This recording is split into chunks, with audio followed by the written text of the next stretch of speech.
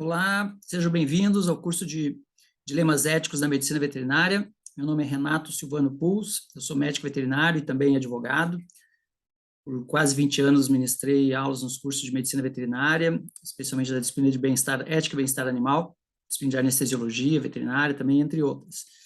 E no direito penal, no direito, me especializei em direito penal, direito ambiental, ciências criminais, sempre estudando aí o crime de maus tratos. Então, fico bem à vontade para conversar com vocês sobre os assuntos aí que estão sendo trabalhados no curso. E hoje, essa apresentação que me cabe aqui é sobre o abate humanitário. E dentro desse contexto, o abate clandestino também. Há um tempo, em 2015, eu fui convidado para participar de um evento de direitos animais, um congresso em Curitiba, e a organização fez um desafio assim de falar se realmente era possível, se existia abate humanitário. Então é mais ou menos sobre isso que a gente vai conversar aqui, Eu vou tentar fazer aí uma proposta de reflexão. Longe de mim ter respostas ou afirmativas absolutas, Mas tem alguns pontos de vista que eu defendo e sujeito a críticas e na verdade mais como ideias para reflexão, especialmente nos cursos de medicina veterinária, Porque o veterinário está diretamente envolvido com essa questão, e por isso que ela aparece aqui para nós como um dilema, Por isso que ela está presente aqui nesse curso. Então, com licença aqui, eu vou compartilhar com vocês os slides e aproveitar e agradecer o convite aí da organização, comissão organizadora, E parabenizar também pelo evento, com certeza bastante importante dentro desse contexto aí. Então aqui, abate humanitário, e dentro, como eu falei, dentro do contexto, aparece naturalmente aí também alguns comentários sobre abate clandestino, que infelizmente a gente vai ver que ainda acontece. Então, aqui uma ilustração para fazer uma introdução do que a gente vai comentar. Nessa parte inicial, eu vou tomar a liberdade de passar um pouquinho mais rápido, por conta do nosso tempo, que é relativamente curto. Eu trago aqui informações sobre a própria normativa, Inicialmente a Instrução Normativa número 3 do Ministério da Agricultura, Pecuária e Abastecimento, do ano de 2000, que tratava desse assunto, e atualmente, agora em 2021, houve uma atualização dessa normativa que regula o abate humanitário. Então, alguns trechos, especialmente, eu coloquei nos slides, na apresentação, mas sugiro que depois vocês façam a leitura com calma de toda a normativa, dessa portaria 365, para ver o inteiro teor da norma, Então, mas principalmente, para depois eu poder evoluir para onde eu quero realmente chegar na apresentação. Essa instrução normativa, e depois atualizada pela portaria, teve esse objetivo que lá no ano de 2000, ainda atendendo aí uma demanda da sociedade civil, das associações de proteção animal, de mudar a realidade que existia naquela época, Porque não existia regra nenhuma, nenhum tipo de fiscalização, de controle, os abates, eram feitos sem padronização, enfim, e era flagrante, o sofrimento, os maus tratos aos animais das diferentes espécies no momento do abate. Então, atendendo a pressão da sociedade, e de políticos, o Ministério acabou, então, editando essa normativa. Esse é mais ou menos o histórico aí lá naquela época do ano de 2000. E daí, obviamente, surgem as fiscalizações, depois a gente vai ver a níveis municipal. Isso aí tudo isso estudar quando estudam as disciplinas, de inspeção de carne, derivados, de origem animal. Então, eu vou passar relativamente rápido aqui quais são o texto da normativa, porque depois vocês podem ler com calma, os slides ou a própria normativa, para a gente chegar logo onde eu quero, por conta do tempo. Uma informação importante, quando a gente começa a trabalhar sobre esse assunto, é a quantidade de animais envolvidos. Isso dá uma ideia, isso é bem importante isso. Primeiro, para a gente entender a questão econômica, que sempre vai pautar aí as discussões.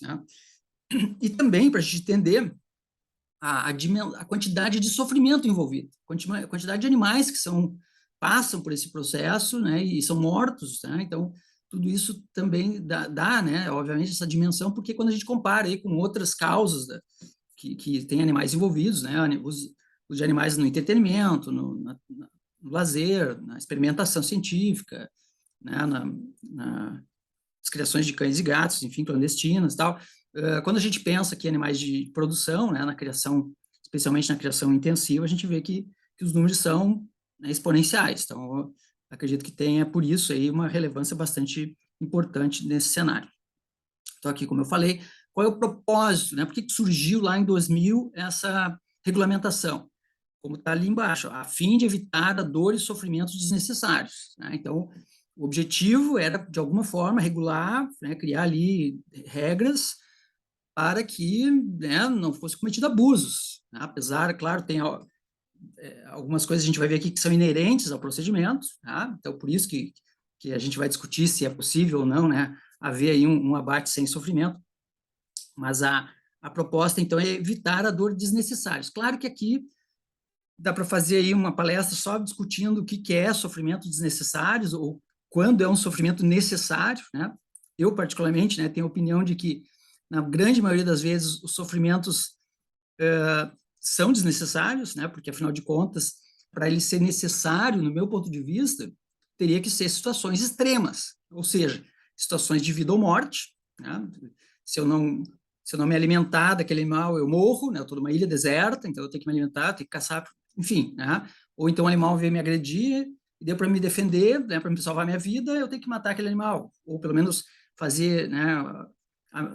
Atacá-lo também, enfim. Então, esses seriam justificativos, né? Estado de necessidade, legítima defesa, né? Casos extremos. O que a gente não vê na prática, né? No dia a dia, o que a gente vê? A gente vê animais sendo submetidos a várias práticas que são toleradas socialmente e, né, via de regra, são para atender tradições, prazeres gastronômicos, prazeres de lazer, de entretenimento, né? Ditos culturais, enfim, né? Essa é o meu ponto de vista. Acho que por isso que rende uma palestra só discutir aqui o que é sofrimento desnecessário, mas não é o nosso foco aqui. Tá? Vamos adiante. Então, aqui vocês podem fazer depois a leitura com calma, né? De trechos que eu selecionei aqui da normativa, né? Sempre faltando, o objetivo dela é minimizar o sofrimento, né? Ou evitar quando possível. Né? Essa é a ideia da norma. Né? Por curiosidade, então, né? Para quem, pessoal mais jovem, assim, eu, na minha turma de graduação, eu me formei bem antes de 2000, né? Então, a gente teve a oportunidade de... Eu matei essa aula, né? Mas teve gente que foi na aula do frigorífico, no abatedouro. Matadouro, na época, né? Não era nem abatedouro, era matadouro. E ainda era com a marreta. Tá? Então, lá em 2000, essa instrução normativa ela veio e proibiu o uso da marreta. Só que o que acontece? Infelizmente, né? Até trouxe ali uma notícia da internet, assim, e tem relatos de colegas que trabalham nessa área, de vez em quando se flagra aí o uso da marreta. Até porque, vocês vão ver depois que tem uma alta taxa de abate clandestino, né? E, obviamente, por conta de como os equipamentos que devem ser utilizados exigem um custo, né? Um custo elevado, inclusive, né? O abate clandestino, obviamente, é feito com marreta, né? E muitas vezes sem ela, né? O animal nem é atordoado, ele é morto com a sangria, né, acordado. Né? Então, infelizmente, a gente tem essa realidade, né? Mas, como a gente está tratando aqui basicamente da instrução normativa e se é possível ou não o abate humanitário dentro da norma, né? Aqui eu só estou trazendo casos que é o abate clandestino, que extrapola aí o que é legalizado. Só que lá na normativa também tem a previsão dos métodos que devem ser utilizados, né? Então, vocês também vão estudar isso aí quando fizerem a disciplina. Provavelmente muitos aqui já fizeram, inclusive, a disciplina, né? Então já conhece aí os métodos de insensibilização ou dessensibilização. Ou seja, o que a instrução normativa fez a previsão lá no ano de 2000? Né? Para o animal ser submetido à morte, tá? E para evitar esse sofrimento do momento da morte, então ele tem que ser insensibilizado ou dessensibilizado imediatamente antes. Né? Então, ele vai sofrer ali seja um trauma craniano, um choque, né? Por método mecânico ou por eletronarcose, ele perde a consciência e daí passa para o próximo passo, que é a sangria, quando ele realmente é morto, né? Com exceção ali às vezes as aves, os suínos também, conforme o método, ele pode já ser morto no momento do choque, né? Mas via de regra ele perde a consciência e logo em seguida é feita a sangria, né? Com ele inconsciente. Então essa é a regra. Claro que a gente vai ver que esse é um ponto de atenção, né? Que com potencial aí para falhas no método, né? Mas enfim, vamos adiante. Então aqui, ó, ilustrando, né? Depois a gente vai ver com mais detalhes métodos aí tanto de, de percussão, método mecânico, ali no caso dos bovinos, quanto os métodos aqui nas aves e nos suínos de eletronarcose, né, que é mais comum. Os bovinos, via de regra, é o método mecânico, né, e nas aves e suínos, então, o choque.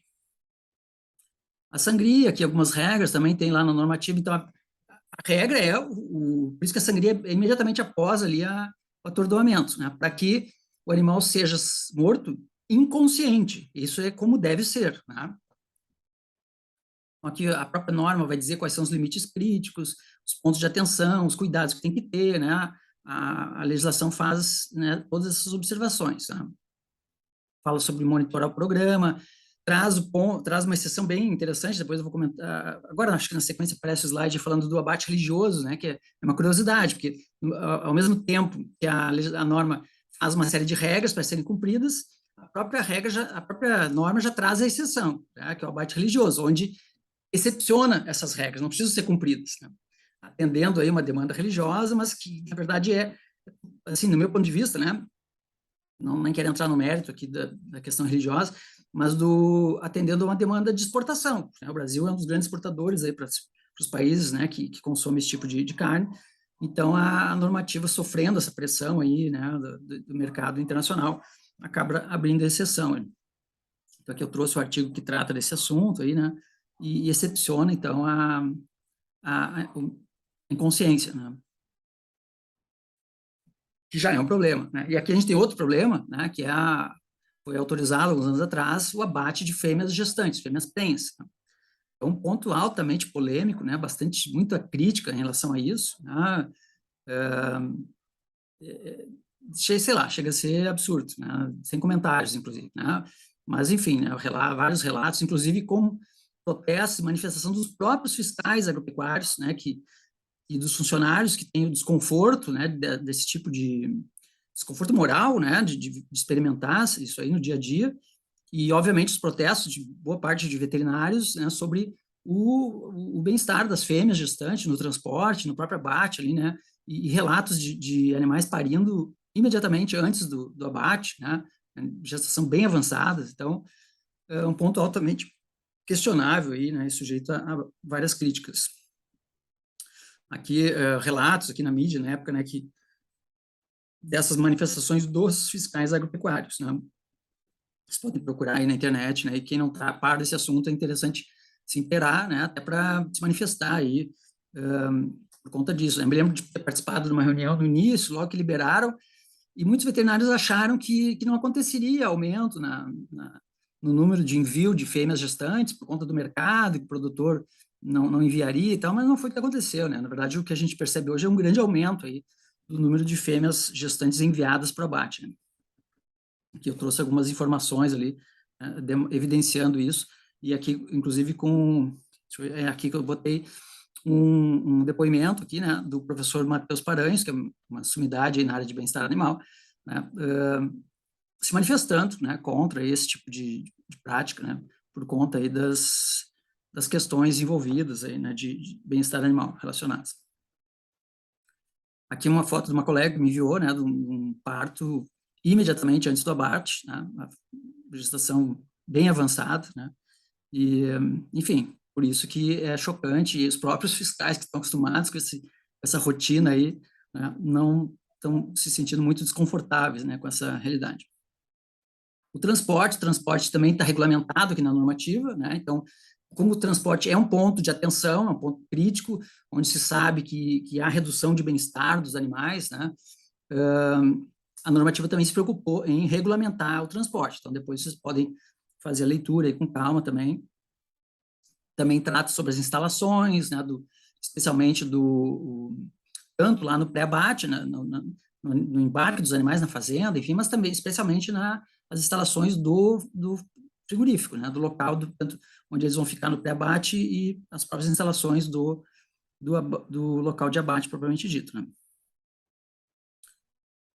Trata do abate de emergência, né, quando tem alguns animais que vêm machucados, se traumatizam no transporte, enfim, né, ou vêm doentes e tal, também tem a normativa também faz essa previsão. Isso aqui tudo vocês vão aprender quando estudarem, né, essa parte de inspeção de alimentos de origem animal. A novidade, né, nessa portaria agora de 2021 foi incluir aqui a exigência de um responsável pelo bem-estar animal, né? Então, houve audiências públicas, né, para ser feita essa atualização da normativa. Então, algumas coisas foram acrescentadas, né, e uma delas foi esse responsável pelo bem-estar animal na unidade industrial. Claro que vai ter que ser uma pessoa capacitada, treinada, que conheça o comportamento animal, né, mas vamos ver como é que vai ser aí, né, futuramente, a autonomia desse profissional, né, o quanto ele vai, porque a gente sabe que os funcionários, né, sofrem pressão da empresa, né, por conta da velocidade da linha de abate. Tive colegas que pediram demissão das empresas por conta de problemas dessa ordem, né. Então, enfim, vamos aguardar para ver se vai funcionar aí essa figura. O programa de autocontrole de bem-estar animal, né, instituído. Então, existe essa preocupação, né, na normativa, isso que eu quero mostrar para vocês, né. Então, aparece, pelo menos na norma, essa preocupação.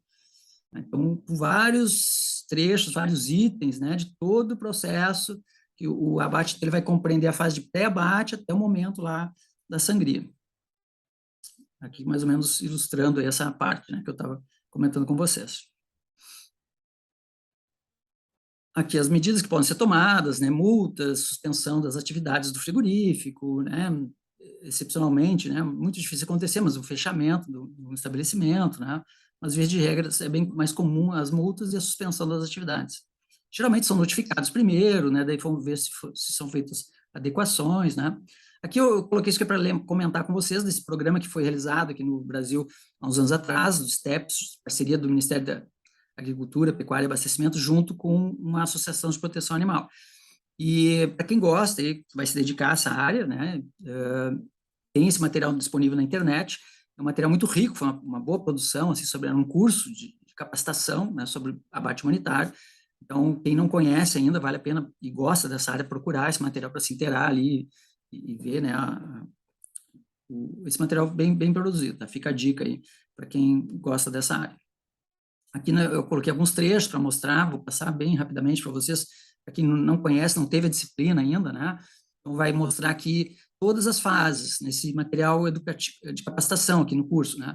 A apanha, depois, né, o transporte, depois a chegada no abatedouro, né? Mostrando como não deve ser feito, né? Enfim, todos os pontos críticos, pontos de atenção ali, que pode haver sofrimento dos animais. Aqui, esse aqui é bem interessante a gente mostrar.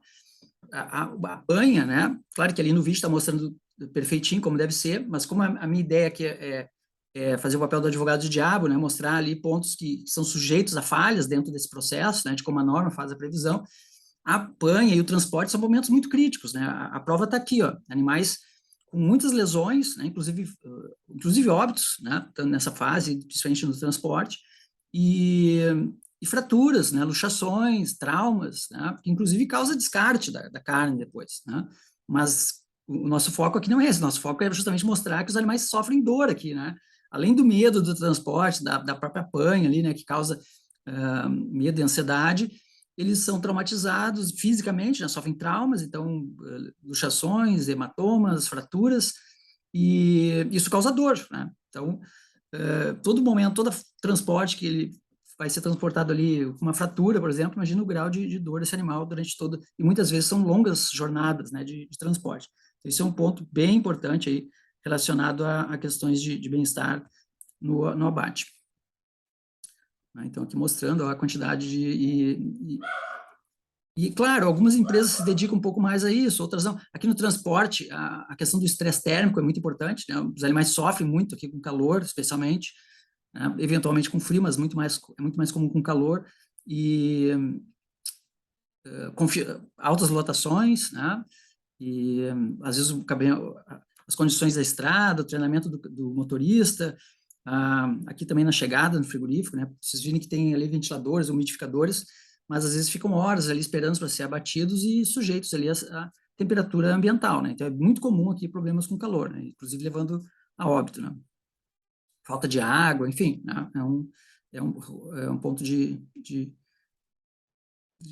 potencial sofrimento, né? Aqui no transporte das caixas, o manejo, né? Claro que aqui no vídeo, eles sabem que estou sendo filmado, está todo mundo trabalhando direitinho ali, né? Só porque aqui a pendura é um ponto muito crítico, tá? Por conta do método, né? Imagine ali, as aves são penduradas pelas patas ali, naqueles ganchos, né? Então, tem a dor de ficar pendurado, tem a ansiedade, o medo de ficar naquela posição, né? É uma espécie que tem comportamento de presa, né? Totalmente vulnerável ali, então fica apavorada, né? Então, e mais a dor ali de ficar presa naquele gancho. E eu ia falar dos funcionários, porque esse trabalho em frigoríficos, né, é um trabalho, em abatedouros, é um trabalho, um dos piores postos de mercado de trabalho. Tá? Então, as pessoas que trabalham ali, enfim, são mal remuneradas, é um trabalho repetitivo, é um trabalho estressante, né? Então, muitas vezes o funcionário acaba descontando tudo isso nos animais que estão ali. Né? Então, digamos assim que tem muita rotatividade de funcionários, eles trocam de emprego, largam o emprego, né? Porque então a capacitação, a empresa tem que estar sempre treinando. Então, realmente é um ponto crítico também o manejo, né? Com o próprio a gentileza, né? Com que os funcionários lidam com os animais, né? Manejam os animais. E aqui a pendura, com certeza, um grande ponto crítico aqui no abate de aves, né? E daí daqui ela vai para outro grande ponto crítico, que é a banheira de imersão. Né? Eu não sei se aparece aqui nesse vídeo, né? Quando ela indo depois para levar o choque, ser insensibilizada e depois ir para a sangria. Né? Mas é um ponto bastante crítico também. Então aqui, se ele faz com violência, vai doer mais ainda, faz fraturas, né? Inclusive nesse momento aqui da pendura, né? Elas se soltam aqui às vezes, ficam se debatendo, fraturam asa por se debater. Tá? Aqui, então, quando elas levam choque na banheira de imersão, elas vão, como mostra o desenho aqui, elas vão indo e mergulham, né, nessa banheira, e tudo tem que funcionar perfeitamente. Por quê? Porque se não funcionar perfeitamente, ela vai tomar um choque se o equipamento não estiver funcionando direitinho, se a água não tiver com a concentração adequada de solutos, enfim, né? Muita sujeira, pode ser que não funcione direito o choque e até a distância que ela está ali onde passa a corrente elétrica. Se o choque não funcionar direito, ela não vai perder a consciência e daí vai acontecer uma coisa muito desagradável, que é ela ficar tomando choque todo o tempo da banheira de imersão e sair lá do outro lado acordada ainda, e passar pela sangria acordada. Né? Então, ela levou choque acordado o tempo todo e deu tudo errado. Né? E isso, infelizmente, acontece. Né? Então, saiu da banheira de imersão, agora ela vai para a sangria. Tem alguns métodos diferentes, pode ser que o funcionário que faça, pode ser mecânico, né, automatizado. Aqui, eu acho que acabou. Enfim, se vocês acharem esse material na internet, ele vai estar, né, vocês podem assistir bem completo, como a gente tem pouco tempo aqui. Aqui com os suínos, né, eu acho até que não vou conseguir mostrar, não vou mostrar tudo, mas enfim. Depois eu vou, se eu passar os slides para vocês, acho que vocês não conseguem ver o vídeo igual. Enfim, aqui os suínos, a lógica é a mesma, né? É o embarque, transporte, desembarque, daí lá no desembarque, manejo com os funcionários, algumas particularidades conforme a espécie, né? Mas sempre ali superlotação, daí os suínos têm a particularidade de brigarem, de se canibalizarem, né? Então, também sofrimento com estresse térmico, né? Tem vários pontos críticos aqui, né? E que, se não respeitados, assim, ao ponto da eu até defendo que, mesmo que respeitados, tudo que tiver na normativa, os animais sofrem igual, né? Porque a ansiedade e o medo inerente aí a sair do local onde eles estavam, ser transportados com todo o estresse e os traumas físicos do transporte, o desembarque, o manejo, não tem como o animal não sofrer física e psicologicamente, né? A gente viu ali a quantidade de traumas, de hematomas, aqui lesões, fraturas que acontecem no transporte, né? Então, coisas que são inerentes ao método, né? Aqui muitos relatos de falta de bebedouros que não estão funcionando, daí falta água, né? As brigas que acontecem por causa das misturas de lotes, né? Ou às vezes superlotação, né? Então acabam brigando também. Animais que são enviados doentes, né? Aqui o caso das brigas, né? Animais que são enviados doentes aqui é o manejo, né? Em vez de dar choque, paulada, né? O manejo com chocalho e tal. Mas, claro, a gente sabe que às vezes nem sempre funciona perfeitinho assim, né? Aqui o caso do atordoamento, né? Com choque, né? Pode variar um pouquinho, tem empresas que têm o restrainer, que vocês vão ver em seguida, outras não. Né? A sangria, né? E ele vai... Aqui como funciona, né? A perda da consciência ali com choque.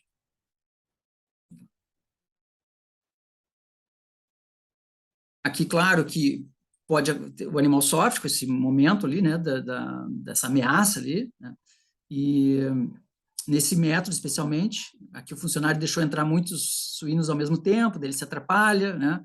Enfim, os animais veem o outro perder a consciência ali, né? Aqui o restrainer, né? Que é um outro sistema, que o suíno tem que entrar ali.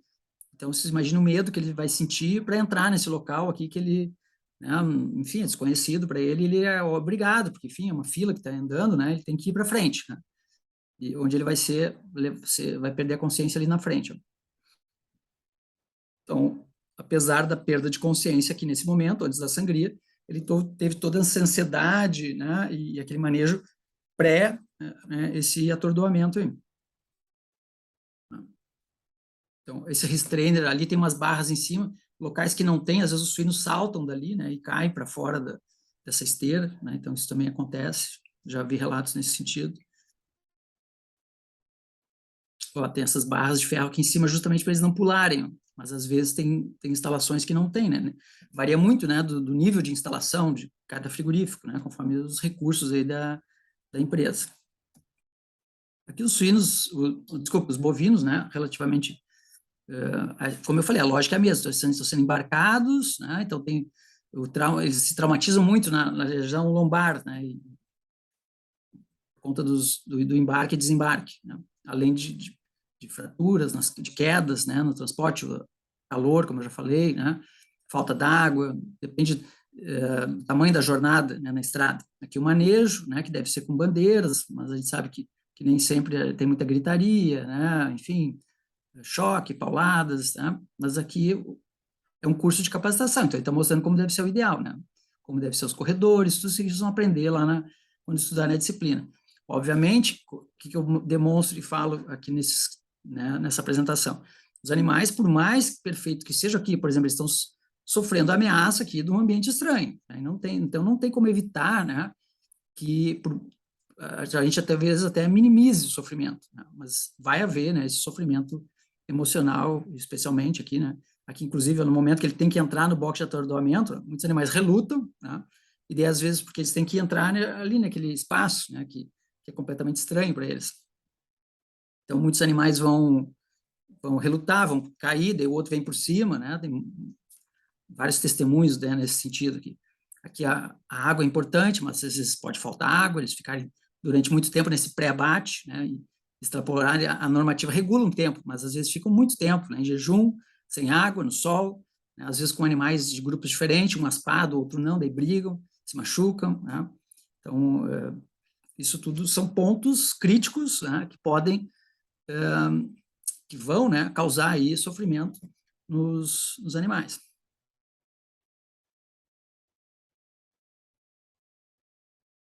De chegar naquela parte aqui, mostra, né, ele relutando ali, e como eu disse, muitas vezes eles acabam tropeçando, caindo, aí o outro vem que está vindo atrás, vai por cima, enfim, tá?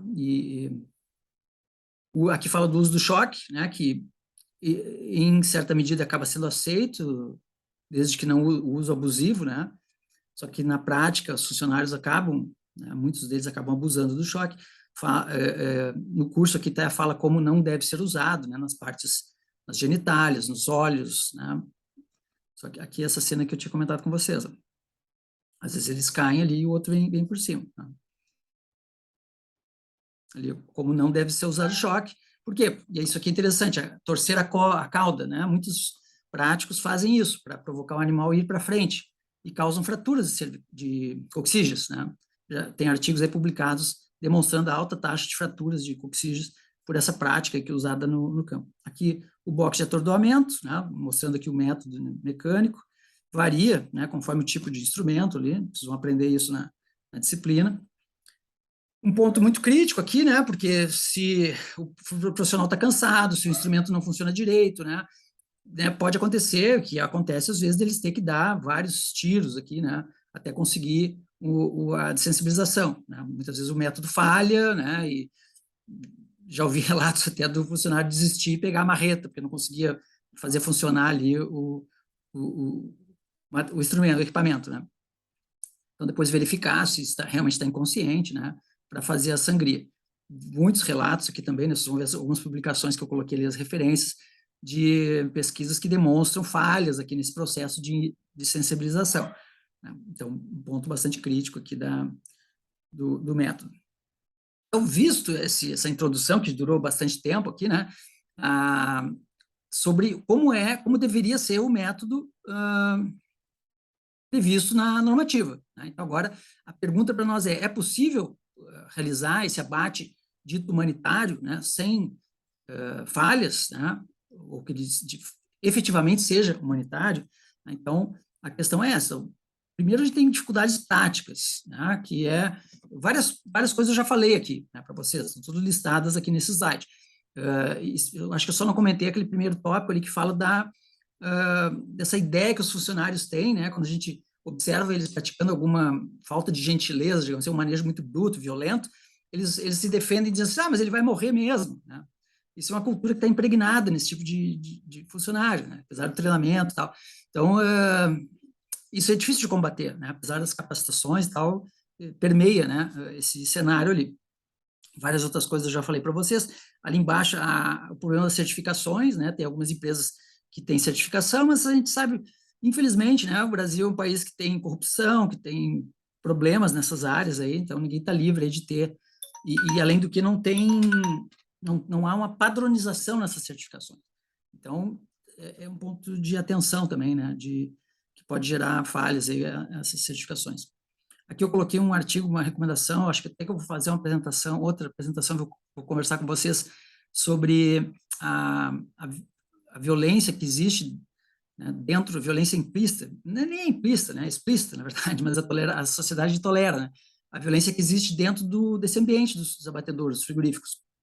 E daí, esse artigo aqui, que já é um pouco mais antigo, eu explorei, né, estudei esse assunto e fiz uma relação com a teoria do elo, a teoria do link, né, que a gente trabalha mais aqui no Brasil em relação aos PETs, né, e daí vou fazer uma apresentação, já convido vocês para assistirem depois, que eu chamei de teoria do elo expandida, ou estendida, né, ampliada, que usando os mesmos fundamentos ali da teoria do elo para trabalhar essas questões da violência, né, que é produzida, né, que é estimulada, que é dentro desse ambiente aí dos animais de criação, né, tanto nos frigoríficos quanto no meio do entorno, né, algumas práticas culturais, enfim, mas especialmente aí fundamentado nesse artigo aqui da Fitzgerald sobre os abatedouros.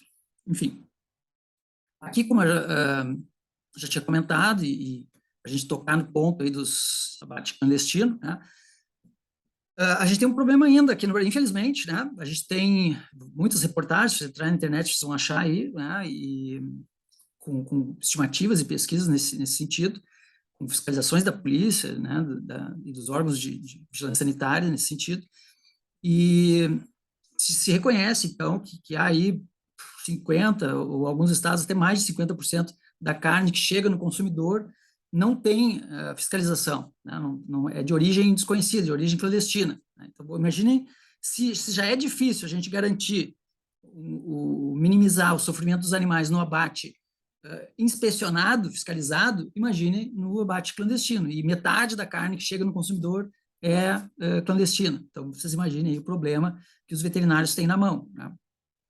E sempre vai ter veterinário trabalhando aí nos órgãos de fiscalização, né? Então, com certeza é uma questão para a gente pensar bastante, né, sobre isso. Enfim, alguns dados aqui, né? Daí a gente tem outro problema. Além de tudo, né, a gente viu aí recentemente, né, grandes operações da Polícia Federal, Polícia Estadual, enfim, identificando, né, corrupções de funcionários nesses setores de fiscalização. Como se já não bastasse todo o problema, a gente ainda tem mais ainda questões de corrupção dentro desses setores de fiscalização, né? Então, realmente é um problema bastante sério e um grande dilema aí para os veterinários. As fiscalizações vão variar, vocês vão aprender isso, né, em nível municipal, estadual, federal, umas bem problemáticas, né, especialmente aí as municipais, estadual um pouco menos, mas especialmente as municipais, né, que vai ter muita pressão política aí. Eu conheci colegas veterinários ameaçados de morte, né? Então, largaram a profissão, eram funcionários, né, e largaram a profissão por sofrer ameaças de morte e não ter o respaldo aí né, do Poder Executivo, onde trabalhavam, por conta aí dessas pressões políticas, e, enfim, né, depois vocês vão estudar mais sobre esse assunto, mas é um problema a ser pensado e refletido. A questão do abate religioso, já falei, né, assim, uma questão que tem relevância por conta dos valores daí na reportação, né, a própria questão religiosa, enfim, né, só como comentário aí, para vocês saberem que a própria legislação faz essa previsão, essa exceção. Aqui sobre o transporte, né, várias matérias aí na mídia, né, sobre essa questão, vocês vão estudar bastante quando estudarem a disciplina de bem-estar animal, é um ponto crítico, o transporte, né, em qualquer das espécies, né, e agora a gente tem algumas questões bem importantes sendo debatidas, aí, né, transporte de longa distância, marítimos, né, então, transporte por 15, 20 dias, né, sem as mínimas condições lá de higiene, de cuidados, praticamente sem cuidado veterinário, né, então, questões que a sociedade tem que enxergar, né, e o veterinário tem que assumir o seu papel nesse debate, e não simplesmente, né, ficar repetindo, às vezes, coisas que são ensinadas sem muita reflexão, né? É interessante isso, o veterinário, ele não pode ser só um técnico que repete o que é ensinado na faculdade, ele tem que refletir sobre aquilo que é ensinado, e pensar se aquilo é certo ou se aquilo é errado, né? E avaliar os valores que estão sendo envolvidos ali, se só uma questão econômica justifica o que está sendo realizado, ou se a sociedade tem que pensar sobre isso e decidir se é certo, se é errado, e não só ficar repetindo, né, às vezes por tradição, por questão econômica, né, e não pensar, né, se aquela questão está certa. Aqui a questão dos transportes também, os acidentes que acontecem, né, a gente testemunha isso vez por outra na mídia, e isso causa sofrimento. O próprio transporte já causa, quando acontece um acidente, mais ainda. E, via de regra, não há grandes treinamentos para resgate, né? Eu já me envolvi um pouco com essa questão também. Em geral, né, tanto as polícias rodoviárias quanto as estruturas, com raros, excepcionalíssimos casos, assim, onde tem algum treinamento para esse tipo de resgate, via de regra não há, né? Então, é bem dramático, né, quando isso acontece. Se algum tiver curiosidade de estudar um pouco mais esse assunto, vai ver que realmente é bem complicado, né? Aqui esses casos, né, que já aconteceram, assim, muito, muito triste mesmo, né? Aqui a questão das certificações, então a gente tem aí relatos, né, de problemas aí nas certificações, né? Então, visto tudo isso, a gente consegue, né, eu defendo, pelo menos, e talvez tomara que vocês concordem comigo, que os animais vão sofrer, tanto física quanto emocionalmente, né? É inerente ao método, ao sistema. Por mais que se cumpra direitinho o que a normativa prevê, eles vão acabar sofrendo física e emocionalmente, né? Aqui eu trago, depois vocês podem ler com calma, que os slides que eu já esgotei meu tempo, que não quero me prolongar muito, mas algumas referências que vão trazer dados, né? Depois vocês podem pesquisar mais, dados até mais atuais, de taxas, né, de fraturas, de lesões, né, todo esse procedimento pré-abate que vai refletir sofrimento, vai refletir dor física, né, consequentemente, também dor emocional, né, porque, afinal de contas, estão sendo expostos a uma situação de transporte, de embarque, desembarque, que não era o natural, né, para aqueles animais que viviam na fazenda, ou mesmo que fossem no confinamento, tiveram que ser expostos a uma nova situação ambiental.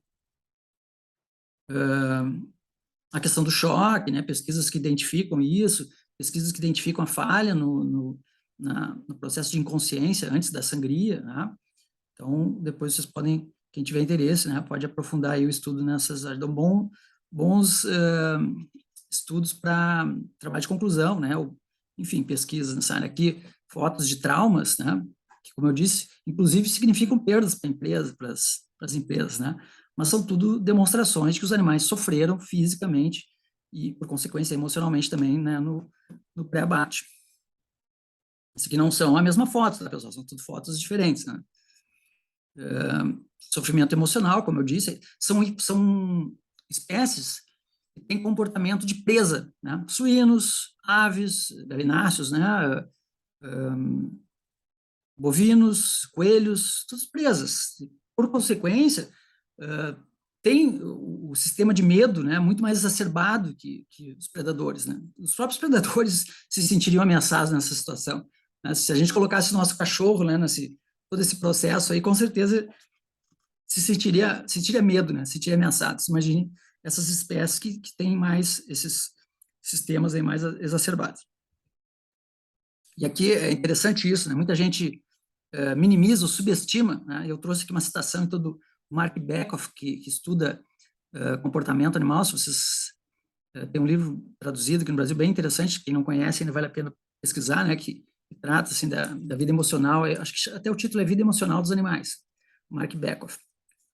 E ele fala sobre a expressão facial dos animais.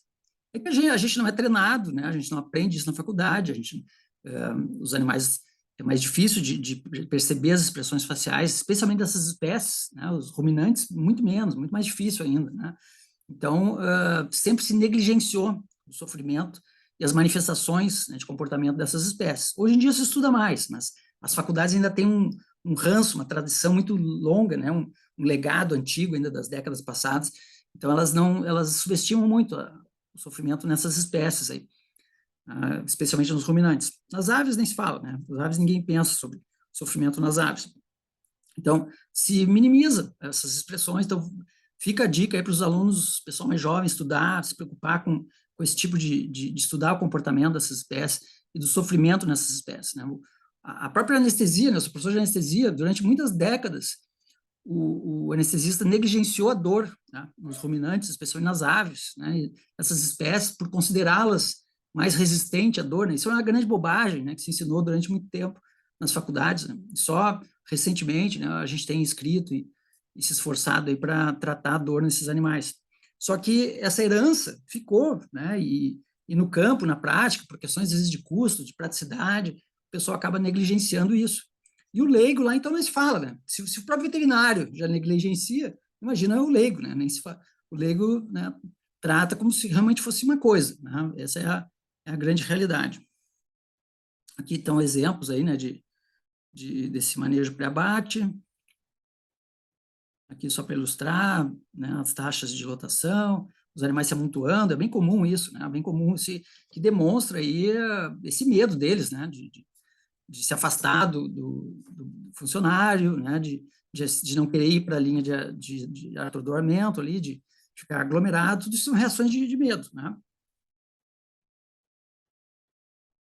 E aqui, para comprovar tudo isso que eu estou falando, para não dizer que é tudo invenção da minha cabeça, né, as pesquisas que se faz para medir cortisol, que é o hormônio do estresse, né, vocês já aprenderam isso aí em fisiologia, não deixam a gente mentir, né, sozinho. Os valores de cortisol são bastante aumentados aí nesse manejo pré-abate, né? Então, os estudos aí, depois vocês podem ler com calma, que confirmam essa afirmativa, né?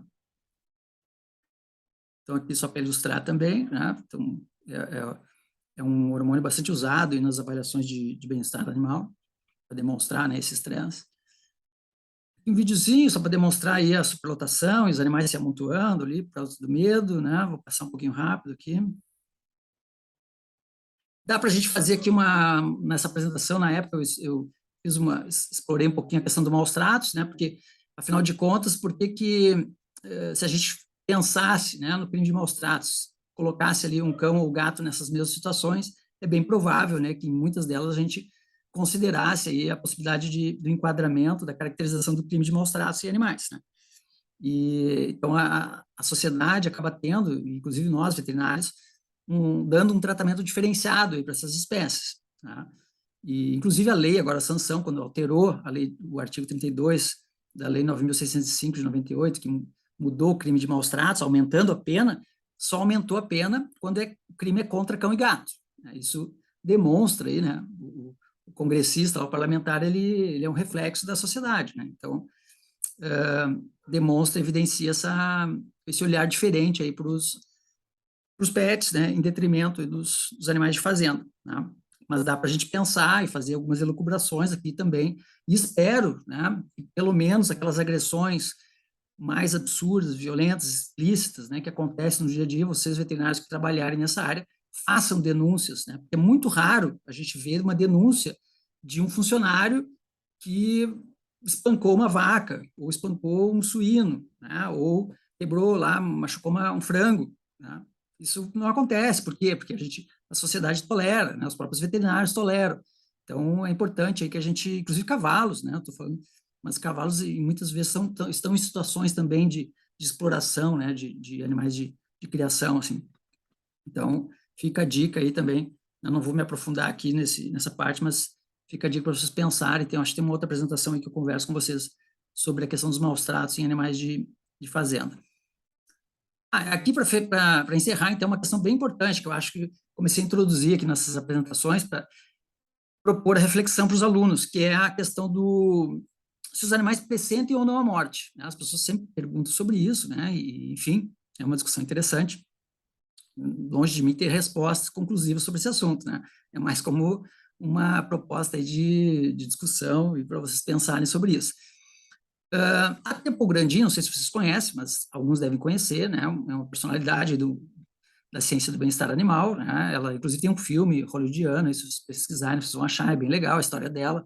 Ela tem autismo e se formou, fez mestrado, doutorado, muito interessante, assim, já veio ao Brasil, né? É uma personalidade, tem livros publicados, traduzidos aqui no Brasil, vale a pena conhecer o trabalho dela.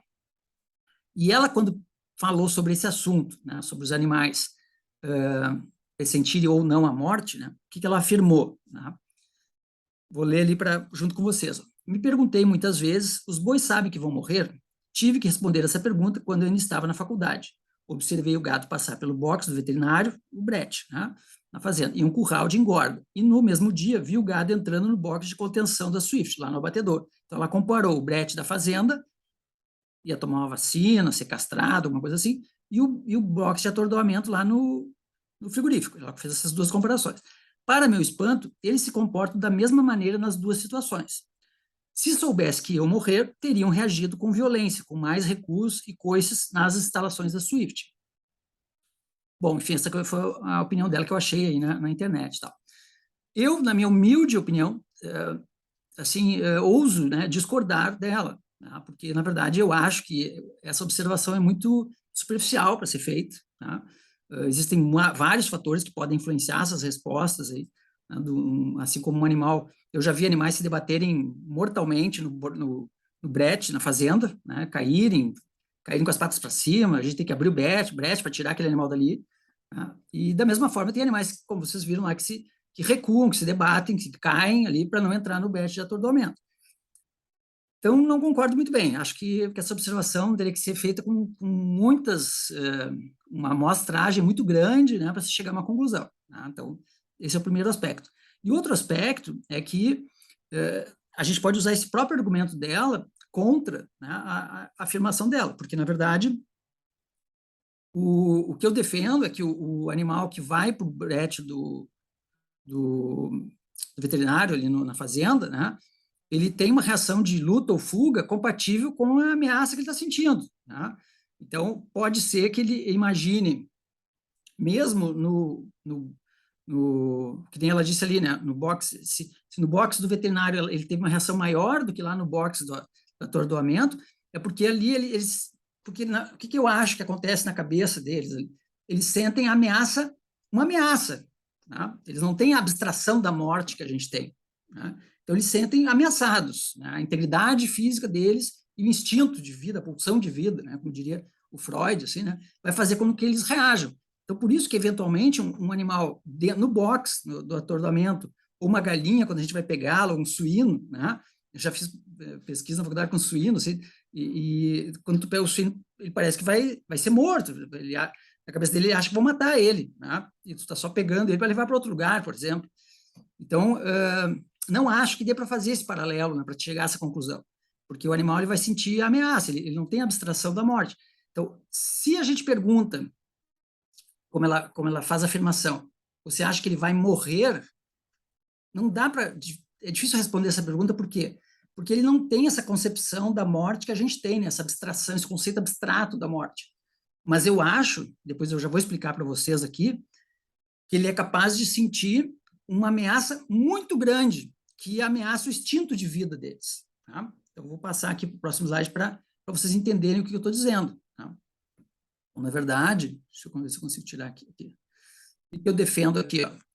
Quando a gente estuda esses dois feromônios aqui, putrescina e cadaverina, tá? Que um animal morto, o cadáver, começa a produzir, e a gente estuda e vê que no processo evolutivo, as espécies, né, o homem perdeu essa capacidade, mas as outras espécies ainda têm a capacidade de reconhecer esses feromônios.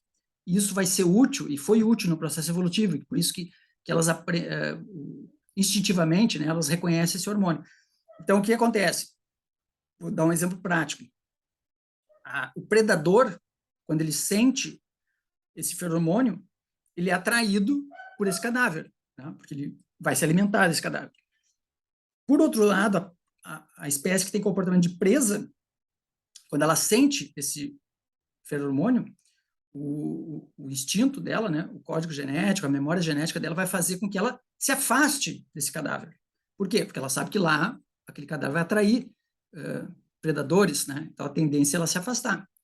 Então, que conclusão eu chego, né? Entendendo esse mecanismo, né, que faz parte do processo evolutivo das presas e predadores, né? Uma espécie que tem comportamento de presa, né, ela sentindo esse feromônio, ela sabe que ela não deve se aproximar daquele local. Então, se eu tenho um abatedouro, onde tem, além do feromônio, tem o cheiro de sangue, né? Porque os animais estão ali, já estão sentindo esse cheiro de sangue, além dos ruídos, dos sons, né, mugidos, né? E, enfim, sons você sabe que os animais se comunicam, né? Eles têm linguagem, né? Isso não é novidade para ninguém, né? Então, eles reconhecem que lá na frente tem uma grande ameaça. Obviamente que eles não têm abstração, como eu falei antes, do conceito morte, mas eles sabem, assim, instintivamente, que lá na frente tem uma grande ameaça. Provavelmente, né? Claro que não dá para a gente saber, né, como é que funciona na mente deles, mas que pode, né, ameaçar a vida deles, né? Então, a tendência é eles quererem ir para o outro lado. Então, se eu forço eles a ir para aquele local, há um grande sofrimento, porque eles queriam estar indo para o outro lado, né? Então, esse é meu raciocínio em termos, né, quando se faz essa discussão aí, se ele sabe ou não do reconhecer a morte, né?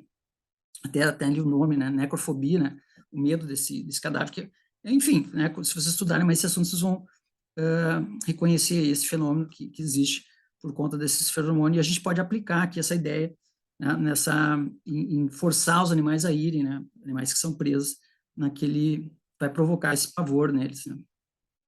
Aqui algumas notícias aí sobre esses feromônios, enfim. Acho bem interessante esse tópico. Ali a questão das expressões, né, dos animais, de medo, de pavor, né, que não, são bastante comuns aí nesse momento.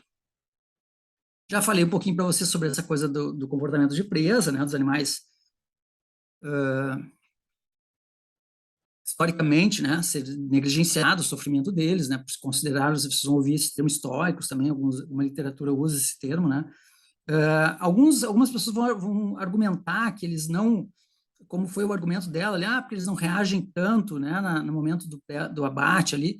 Tem vários fatores aqui que podem influenciar isso também, né? Os animais estão cansados, estão fadigados, tem um comportamento de grupo, né, que eles estão ali ameaçados, então aquilo ali pode também influenciar nas reações de fuga, porque se um não foge, eles ficam todos ali próximos, né, porque é uma maneira de proteção também. Na natureza eles fazem isso também.